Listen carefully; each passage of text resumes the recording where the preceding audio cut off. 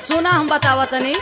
मेहर मेहर कैला मेहर पाई गैला तब काहे भैलाऊ दासा ये देवरू अब काहे भैलाऊ।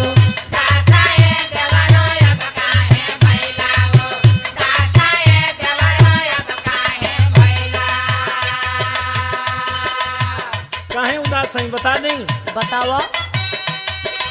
अच्छो अच्छो भइल गवने यादो